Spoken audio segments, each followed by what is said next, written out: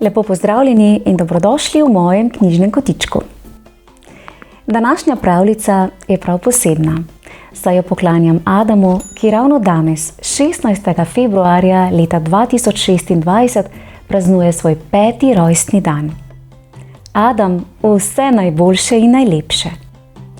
Naj bodo tvoji dnevi polni smeha, igrivih trenutkov, toplih objemov in radovednih vprašanj, ki vodijo do novih odkritij. Namreč današnja zgodba je zgodba o radovednosti, sanjah in potrpežljivosti. Spoznali bomo dečka Edwarda, ki prihaja iz družine arheologov in si že od malih nog želi, da bi tudi sam nekoč odkril nekaj res velikega in neverjetnega. In nekaj noči se mu je med čisto navadnim prekopavanjem domačega vrta zgodilo nekaj nepričakovanega. Nekaj, kar je spremenilo njegov pogled na svet in velika odkritja.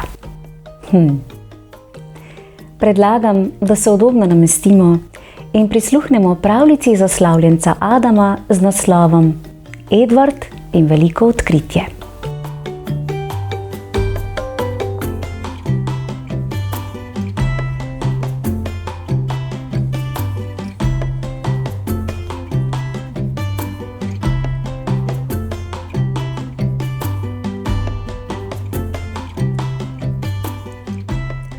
Edwardova mama je arheologinja. Edwardov oče je arheolog. Edwardova dedek in babica sta arheologa. In prav vsi so odkrili pomembna odkritja. Edward pa ni še nikoli ničesar odkril. Niti enega samega fosila. Niti drobcene kosti. Niti koščka zaklada. Neke noči, ko je dež zemljo spreminjal v blato, pa se je Edward spotaknil ob jajce. Le kaj bi lahko bilo v njem, se je spraševal. Dinozaver? Zmaj?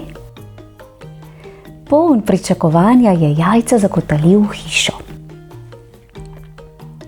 Imel ga je na toplem. Očistil ga je. Skupaj z njim bral in ga imel rad.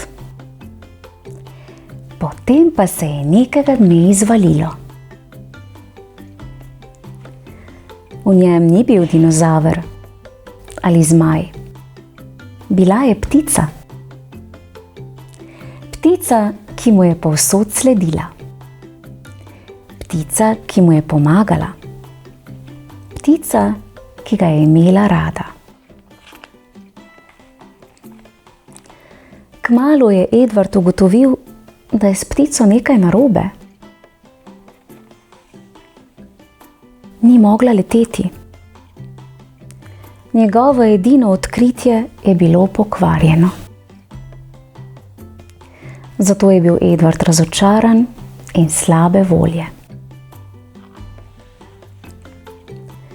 Da bi se razvedril, je odšel na svoje najljubše mesto, prirodoslovni muzej.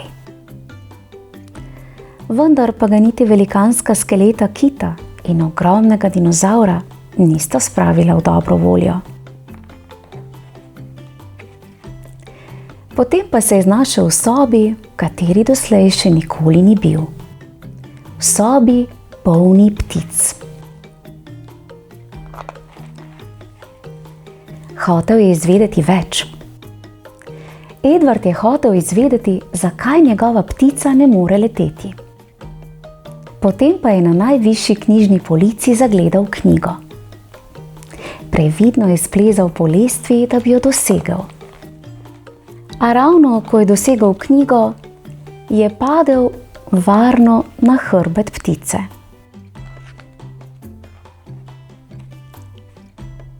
Saj nisi pokvarjena, je rekel Edvard. Ti si Dodo. Dodi so živeli 100 let nazaj in ni bilo mišljeno, da bi leteli. Ti si nekaj posebnega. In tako je Edvard odkril pomembno odkritje o prijateljstvu.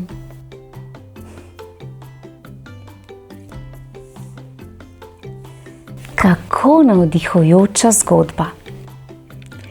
Edvard je spoznal, da nas velika odkritja včasih poiščejo ravno takrat, ko jih najmanj pričakujemo. In da niso vedno takšna, kot si jih najprej predstavljamo. Vztrajnost, skrb in odprto srce so Edvarda pripeljali do nečesa res posebnega. Adam, naj te ta pravljica prijazno opomni, da so radovednost, potrpežljivost in pogum pomembni sopotniki tudi na poti do tvojih lastnih odkritij. Morda boš nekoč tudi ti odkril nekaj neverjetnega. Morda v svetu, morda v naravi ali pa kar v sebi. V mojem knjižnem kotičku pa lahko prisluhnete še pravljici z naslovom Skriti talent lisjaka Lovra. Prijazno vabljeni k poslušanju. Pravličen pozdravček slavljencu Adamu, ter pa seveda vsem ostalim poslušalcem pravličnega sveta v mojem knjižnem kotičku. Čau, čau! Bravo, Edvard. To je bilo pa res veliko odkritje.